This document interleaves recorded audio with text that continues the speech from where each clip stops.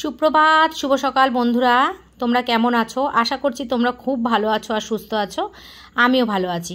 অনেক দিন পর তোমাদের সঙ্গে এরকম একটা ব্লগ ভিডিও আমি শেয়ার করছি। তো এখন তো ন্যাচারালি আমি ছোট ছোট ভিডিও শেয়ার করি, বড় ভিডিও কেউ দেখতে চাও না, তোমরা পছন্দ করো না, এক নাগাড়ে মানুষের লাইফস্টাইল দেখতে ভালোও লাগে না। তো সেই জন্যই আমি এখন ছোট ছোট ক্লিপ মানে অল্প অল্প ভিডিও করি, ছোট ছোট ভিডিও করি। তো আজকে হঠাৎ করে ইচ্ছা করলো চলো তো তোমাদের সঙ্গে একটা ব্লগ ভিডিও শেয়ার করি।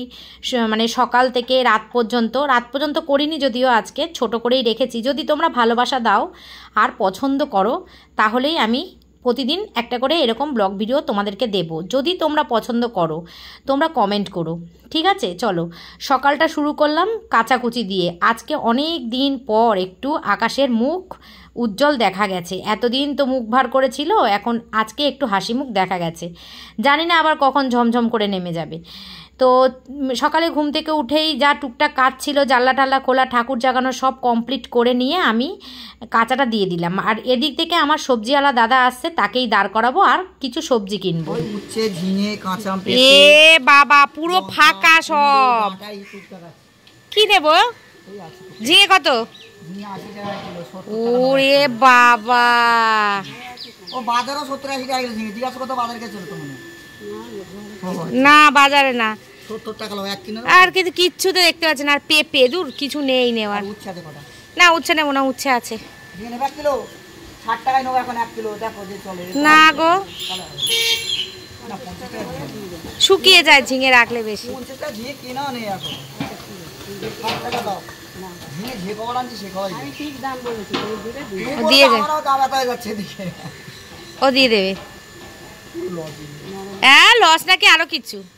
50 টাকা ঝিঙে পাওয়া 1000 না পাওয়া যায় না, চুকার। হ্যাঁ তাই জায়গায় আছে। জানা দিচ্ছি জ্বালায় পরে দিচ্ছি। ও কাকিমা সময় করে একটু এসো আমাদের বাড়ি। কিসের জ্বালা? এই আজকে বিকেলে কালার বেচতে পারবো? আজকে বিকেলে 10 কেজি মুড়ি দেয় 10 টাকা যাবে। হাট বলে সকালে বিকেলে হয়। তো আমার মা ঢুকছিল তখন আমাদের বাড়ি গাছের পুঁই শাক নিয়ে। মা তো রোজই আসে আমাদের বাড়ি। যারা তোমরা আমার পুরনো ভিডিও দেখতে তারা জানো। তো আমার আর একটা চ্যানেল ছিল, সেটা আমি তোমাদেরকে পরে একদিন শেয়ার করব। তো সেখানে ভিডিও আমি এখন আর দিই না। মা প্রতিদিনই আসতো, সেই চ্যানেলে অনেক ভিডিও আছে, যারা আমার বন্ধু তারা জানো। তো মা প্রতিদিনই সকালবেলা আমার বাড়িতে আসে, গল্প করি, দুজনে মিলে চা খাই, মা ফুল দেয়, দিয়ে চলে যায়। মায়ের বাড়ি আমার বাড়ি থেকে বেশি দূর না, কাছাকাছি। তো মা আজকে ফোন করে বললো পুঁই শাক খাবি, অনেক পুঁই শাক হয়েছে। আমি বললাম ঠিক আছে তাহলে নিয়ে আসো, আমার তো ইলিশ মাছের মাথা আছে, তাহলে পুঁই শাক দিয়ে ইলিশ মাছের মাথা দিয়ে বানাবো। তো মা সেই পুঁই শাকটাই নিয়ে এসছে, এখন কেটে দিচ্ছে। লাগবে এতটা? আমি সে কথা বলছি না, বলছি দানা দেবো। হ্যাঁ দাও, এ নাও কুমড়ো, তারও আলু দিচ্ছি, এ নাও এই গাঁটিগুলো দিয়ে দাও কেটে। ঝিঙে দেবো। ঝিঙে দিলে দাও, না দিলে না দাও। এমা বোকার মতো ঝিঙে না রাখলে ভালো হতো, আমার ধুন্দুল ছিল। এ নাও, এ নাও, অত ধুন্দুলো অত দিতে হবে না মা, অল্প করে দাও। ওই তো ঝিঙে দেবো না, ঝিঙে দেবো।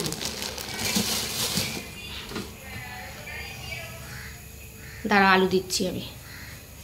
তো মা কেটে কুটে দিচ্ছে, মায়ের সাথে গল্প করছি আর রান্না বান্না জোগাড়জান্তি করছি। আর এদিকে কালকের কতগুলো বাসি জিনিস রয়ে গেছিলো, সোয়াবিন তরকারি, ডাল, মাছ, এগুলোই এখন গরম করে পরিষ্কার করে নেব। বন্ধুরা অনেকক্ষণ পরে চলে এসেছি আবার। এই দেখো মা সব সবজি দেখলে কেটে দিয়ে গেল। এই যে পুঁই শাকের তরকারি হবে, পুঁই শাক, এই যে মায়ের গাছের পুঁই শাক, এর মধ্যে আছে কুমড়ো, আলু, কাঁঠাল দানা, ঝিঙে, আর কি, আর গাঁটি কচু। এই যে অল্প কটা গাঁটি কচু ছিল, দিয়ে দিয়েছে। আর এখানে হবে আমাদের ইলিশ মাছের ভাপা, আজকে সর্ষে বাটা দিয়ে হবে, আর এই মাছের মাথাটা দিয়ে তেলটা দিয়ে হবে এই পুঁই শাকের তরকারিটা। এদিকে আমি ভাত বসিয়ে দিয়েছি, আর এখানে আছে কালকের অনেকগুলো ভাত ছিল, সেই ভাতগুলো গরম করেছি। আর এখানে এখন সর্ষে বাটা করব। কালকের মাছের ঝোল আছে অনেকটা, কালকে না, কালকে আমরা গুরু পূর্ণিমা গেছে নিরামিষ খেয়েছি, এটা পরশু দিনের রয়েছে। আর এর মধ্যে রয়েছে ডাল, টক ডাল। তো দেখো ছাদ থেকে ঘুরে এসেছি, ঘেমে পুরো চপচপে হয়ে গেছি। ছাদে গেছিলাম, জামা কাপড়গুলো মেলে দিয়ে আসলাম। সকালবেলা তো তোমরা দেখলেই যে ইয়ে করেছি, কি বলে, কাঁচা ভিজিয়েছিলাম। তো জামা কাপড়গুলো এখন মেলে দিয়ে আসলাম, ভালো রোদ্দুর উঠেছে। আর এদিকে ভাতও বসিয়ে দিয়েছি, মাছের এই কি বলে শাক চচ্চড়িটা বসিয়ে দিয়ে তারপরে আমি করব হচ্ছে ঘরের কাজ, যেমন হচ্ছে ঘর ঝাড় দেবো, ঠাকুরের কাজ করব, ঠাকুরের বাসন মাজবো, ঠাকুর ঘর মুছবো, সব কাজ কমপ্লিট করতে করতে এদিকে পুঁই শাকের তরকারিটা আমার হয়ে যাবে। আর আমার হাতে সর্ষে বাটা খুব তিতো হয়, সেই জন্য তোমাদের দাদা আমাকে মিক্সিতে, ও সেদিনকে মিক্সিতে ঘুরিয়ে দিয়েছিল, আমি মিক্সিতে বাটলেও তিতো হয়। এবার অনেকে বলেছে, যেমন আমার মা বলেছে, দিদি বলেছে নুন দিয়ে বাটবি, হলুদ দিয়ে বাটবি, কোনো কিছুতেই হয় না, আমার তিতোই হয়। যেমন আমি শিলে বাটলেও আমার তেতো হয়। তো একদিন তোমার দাদাভাইকে বলছি যে, তোমাদের দাদাকে বলছি যে দেখো তো তুমি একটু করে দিয়ে, মিক্সিতে আমি সব রেডি করে দিয়েছি, ও মিক্সিতে করে দেখি একটুও তিতো নেই। তো আমি বলছি ভালোই হয়েছে, তুমি একটা পার্মানেন্ট কাজ পেলে। তো সেই এখন সর্ষে বাটাটা ও বেটে দেবে, দিলে আমি মাছের ভাপাটা করব। ইলিশ মাছ ভাপা করতে তো আর সময় লাগে না, আর পুঁই শাকের তরকারিটা এখন বসিয়ে দিই। তো চলো পরে আসছি আবার। কে বললো? মা বলেছে 12 তারিখ কালকে না? হ্যাঁ বলতে ঠিক আছে, কবে যাবি বলবি।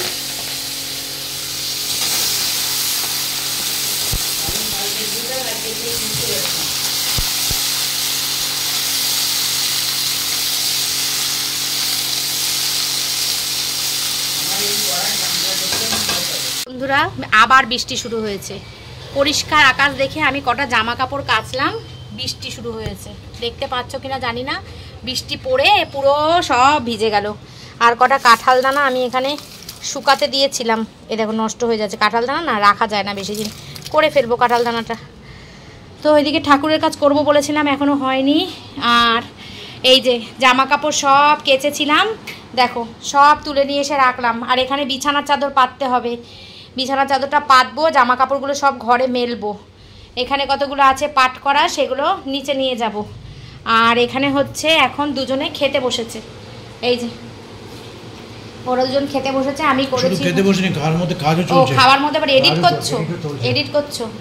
আচ্ছা, পুঁই শাকের তরকারি করেছি মাছের মাথা দিয়ে, ইলিশ মাছের মাথা দিয়ে। আর এখানে হচ্ছে ডাল, আর ছেলে খাচ্ছে হচ্ছে কি বলে, তুই কি দিয়ে খাচ্ছিস জানা? রুই মাছের ঝোল। এই মাছের ঝোলটা কালকের, ও এটা দিয়ে খাচ্ছে। কালকের না, সরি, এটা কালকের ঝোল না, এটা পরশু দিনের ঝোল। কালকে আমরা নিরামিষ খেয়েছি।